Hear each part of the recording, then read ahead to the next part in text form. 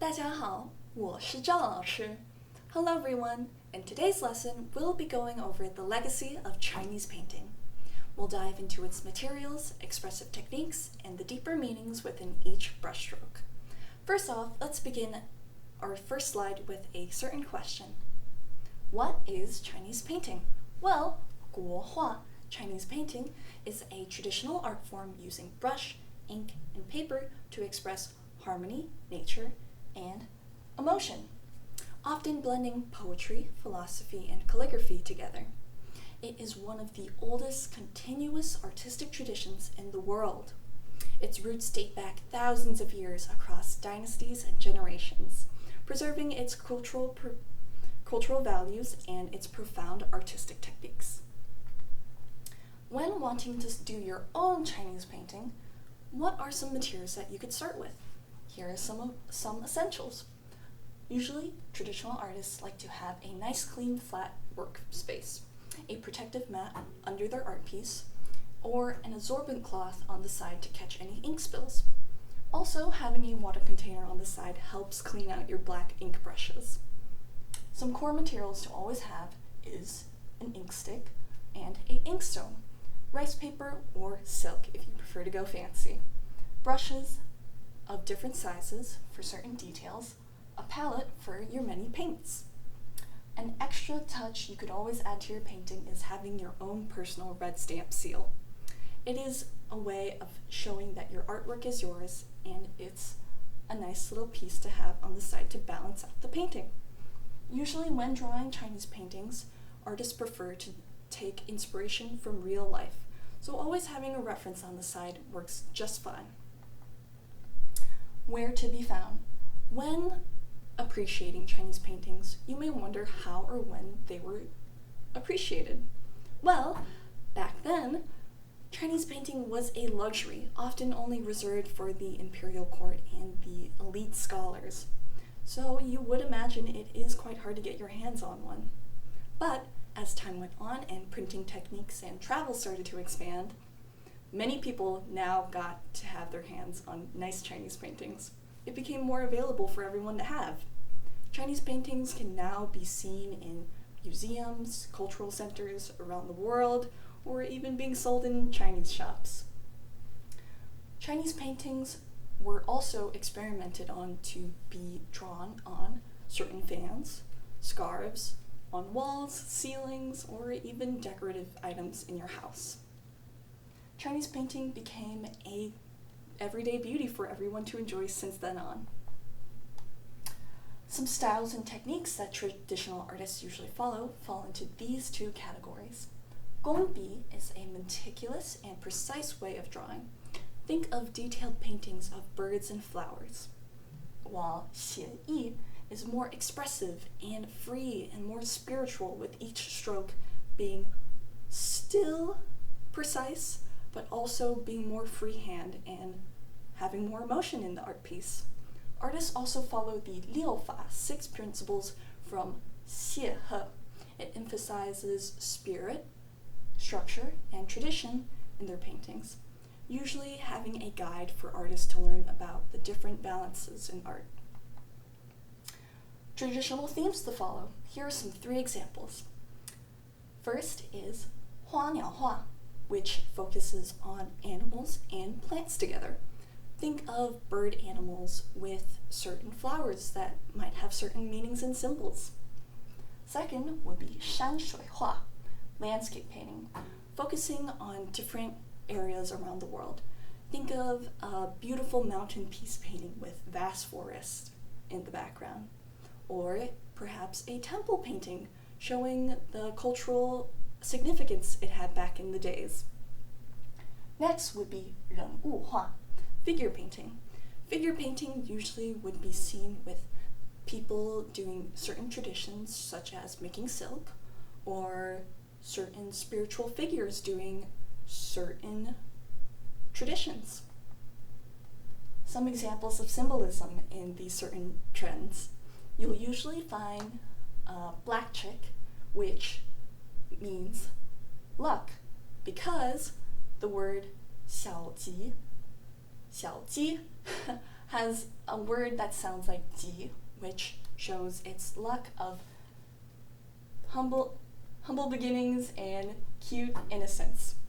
While goldfish, 金鱼, has a meaning of 金, which is gold, 鱼, which sounds like surplus. And it means gold surplus, where you'll be rich forever. And nature as emotion and philosophy holds different meanings. Take a mountain being seen as something strong, sturdy, and holds resilience, while a river could hold time and transformation because of its flowing waters. Always remember that usually when you look at Chinese paintings, you might find some certain spots being empty with nothing in its view. Perhaps it could be a moment for you to pause and reflect on the certain art piece and then look back into how the painting flows and guides your eye through across a certain scroll or certain art piece.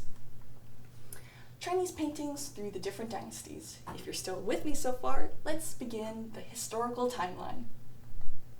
Starting off with the Tang Dynasty. From 618 to 907, the Tang Dynasty, had artists like Wu Daozi, the sage of painting, or Wang Wei, a painter who focused on poetry. Wu Daozi focused with figure paintings, where, as you can see here, it's more traditional with spiritual meaning behind it, while Wang Wei focused on landscape paintings, with this one being a snowy stream. Some art styles that bloomed during this time was the bird and flower paintings. It was also because of the influence of the Silk Road that the Chinese art style started to expand and learn new vocabulary. Moving on, we have the Song Dynasty. From 960 to 1279, we had painters like Fan Guan, Guo Xi, and Zhang Zheduan. Also, Wang Xingmeng. They focused all on landscape paintings, usually capturing the vastness of nature and the smallness of man. Very detailed and beautiful in every way. Art styles that were shown during this time were Renwenhua, where it is the figure paintings that became more popular too. Painters during the Yuan Dynasty.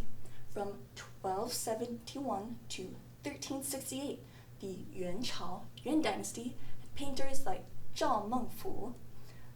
During this time, there was a ruling going on, so artists found artistic freedom through their paintings.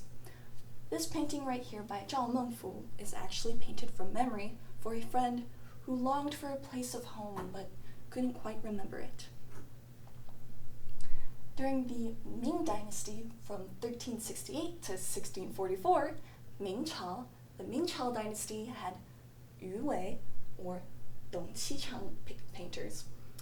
They focused on more traditional ways and going back in time to express poetry, painting, and calligraphy all over again.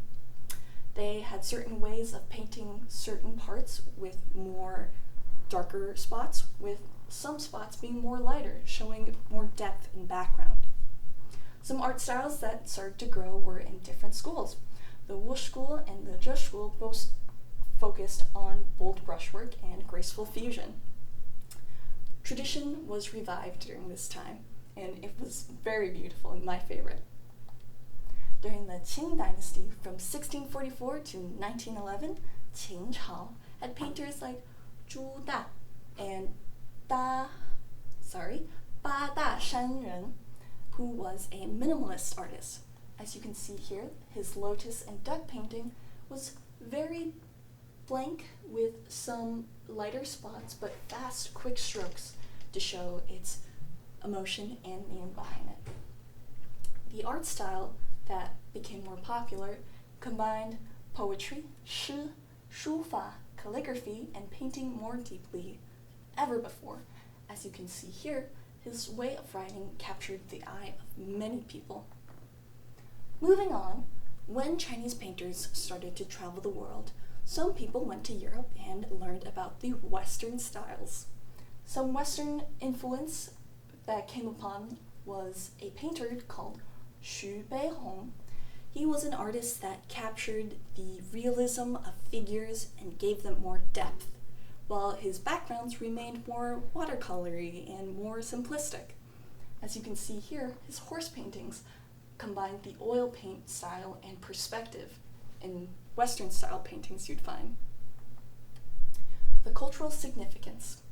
It remains a living tradition in China. It's their history, it's their meaning, it's their whole story to be told in a painting. It still holds its values to this day, influencing artists all around the world, still keeping its traditions and still following its rules. Every way, and even until now, we still like to see a nice painting hang up by a certain artist from our favorite time period, or a certain artist that wanted to emulate that style.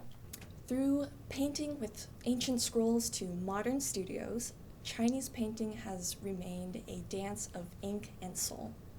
Through dynasties, brushwork, and symbols, each stroke carries emotion, philosophy, and the voice of the artist. So, if I had to ask you this question of being able to create your own scroll, what story or symbol would you choose to share? 谢谢大家. Thank you for exploring Chinese painting with me. We learned about its history and emotion through each brushstroke. It's been a journey through emotion and tradition. Thank you for being curious and wanting to create something, and I hope this video gave you something inspiring to hold on to. 感谢大家观看. Thank you for watching. Goodbye.